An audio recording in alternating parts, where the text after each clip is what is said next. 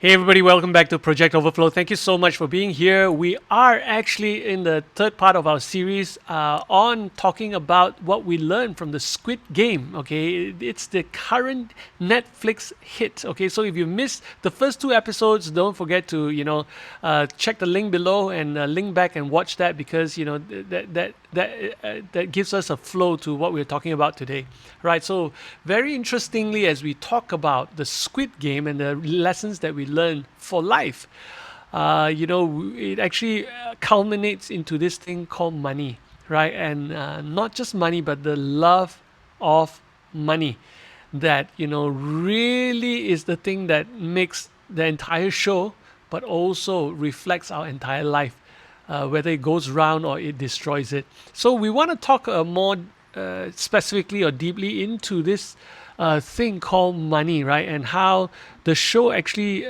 depicts it so well because now we are watching somebody else's life rather than our own. Makes it very easy to spot some of these things. Okay, so let's talk about this, Zuan.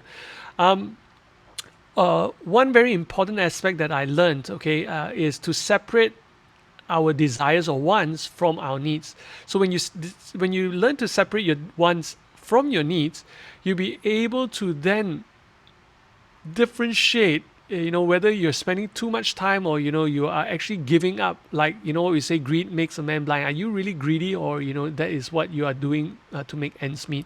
So what good advice will you have, Zuan, after watching this Yeah. series?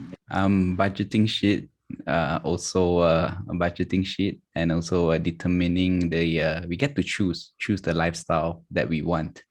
Sometimes I was in that situation before as well, like pursuing, chasing after money or success, right? Because many times success is reflected on how much things or materialistic things you have, rather than how much you contribute to society, or even how much you spend time with God, or even your ministry. So I was once that, and all the time, a lot of time I burn out because I work harder, just firstly to achieve that, and secondly to maintain that. Hmm. Then when COVID hit and all that, it's actually a very good time, because meaning that I don't get to spend so much money on entertainment or wants, right? Because movies are, I still remember time before lockdown, every weekend I'll be in a movie theater watching, doing all these entertainment things with my wife. And we realized we spent, during lockdown, before and after lockdown, the thing we spend a lot is actually entertainment, meaning eating out in cafes, going to nice restaurants. And when during lockdown COVID, we can only buy stuff and cook, we actually save significantly, a very significant amount of money. And plus that, another thing is we have two cars. uh, COVID lockdown, we hardly use both cars. And most of the time we're using the smaller car because it's easier to park and it's more fuel efficient. And yeah, we don't spend much on travel, or even tolls, or even parking, right? So yeah, that is looking at, and we still survive, and survive meaning, it's not survive and live a quite a good comfortable lifestyle. Yeah. And instead of back then, just this is the lifestyle that we wanted to have back then, and with the fear of lack, but actually we lack nothing. So that is a very good way of separating needs and wants, and also to have a budgeting sheet so we know where the money goes and is it necessary or not. Sure. Yeah, it's very interesting what you just mentioned, right? Truthfully, probably one fifth of the expenses now that we're in lockdown. The other four fifths. You think about it, all the things that we say that we cannot miss. For example, going to out of town to have seafood, right? We travel 50, 60 kilometers to go and have food, and then drive back, and you think, wow, all that time and all that money and all that effort just to have food, right? So and you think back now during this time where we were in Malaysia anyway. Those of you who don't know, we were in a lockdown for almost 1.5 years total, right? More than that, right? One year, 1 year, 8 months or so. And within that time frame, we can only travel within a 10-kilometer radius most of the time, if not even closer by.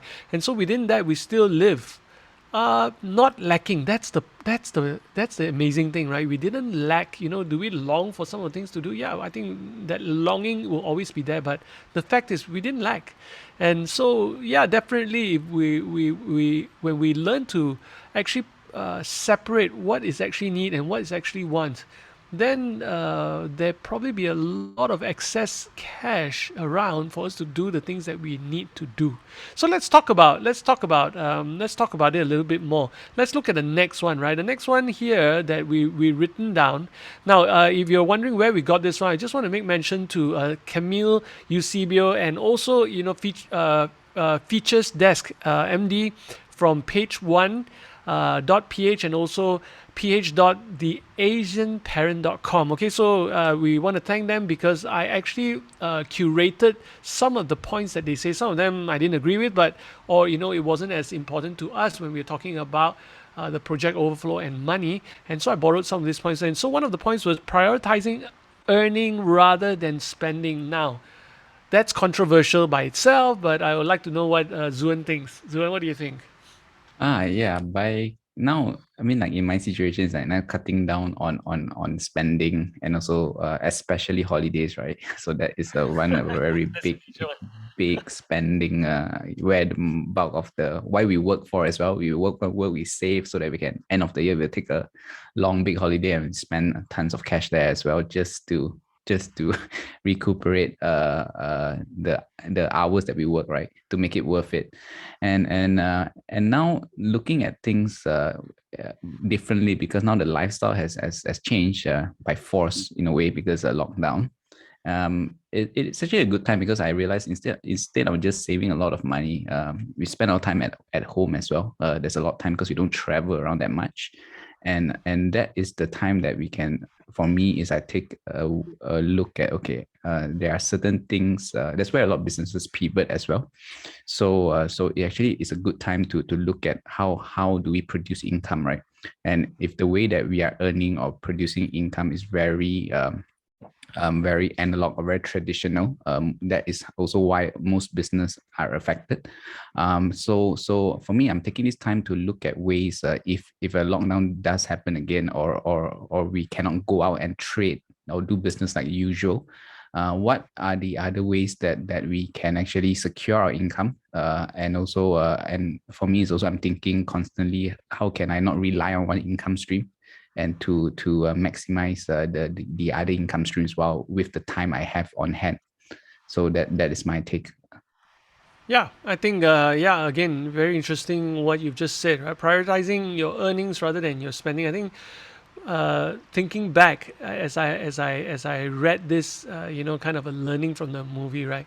Is how one of the characters within the movie, he actually made promises that now forces him to go and do whatever it took.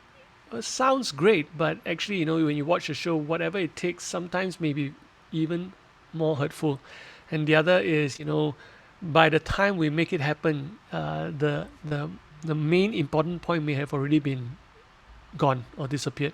So I won't tell you what happened in the movie, so that if you're watching it, it's not spoiler alert. Okay, but definitely so, right? So if we prioritize earning, meaning if we prioritize earning not because of what we want to buy, but earning as in like what you just said, where is our income coming from? How do we protect that income source, or how do we look for other ways to making income rather than just the traditional way? And how do we do that within the period of time that we have?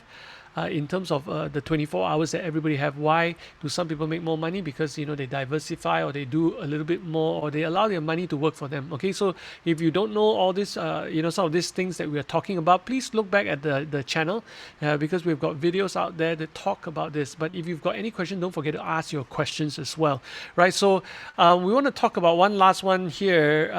Actually, no, I think I'll leave it to the next episode. We're already almost 10 minutes, so I want to pause here for a little bit. So if you are in that boat whereby money is your everything, and you find it hard to separate between your wants and your needs, because in this modern times, with the pressures around us and all the advertising that is being bombarded to us, it's very difficult. Let me ask you this question, Zun: is a international holiday every single year a need or a want? I want. right? Yeah. But how many of us have made that a goal that is no, that means we draw the line, no back down on this one. We have to take a flight somewhere.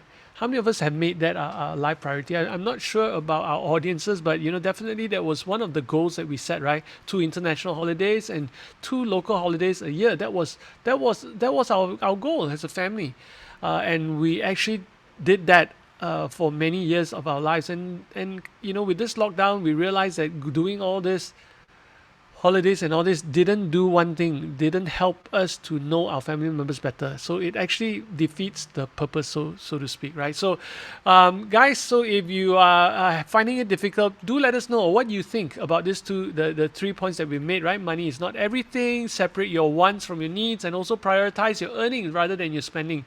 If you've got questions or you've got any tips that you want to add, please do add it into the comments, because then that will help us to identify where our viewers are, where you are, and also the questions that you may have, and maybe we can learn from you or be able to be more perspectively adding to your situation as you go through it. All right, so we'll see you in the next episode as we wrap this the series up about what we learned from the Squid Game. I don't think we're always going to talk about Netflix here, but this was very interesting because it hit number one within 2 weeks of it appearing, right? And funny thing is, international is a Korean series, but made a hit internationally and really box office hit in Netflix. All right, so we wanna wrap it up next, and we want to talk about two very very interesting points as well that we want to close with. So we'll see you in the next episode. You take care and God bless you. Bye bye.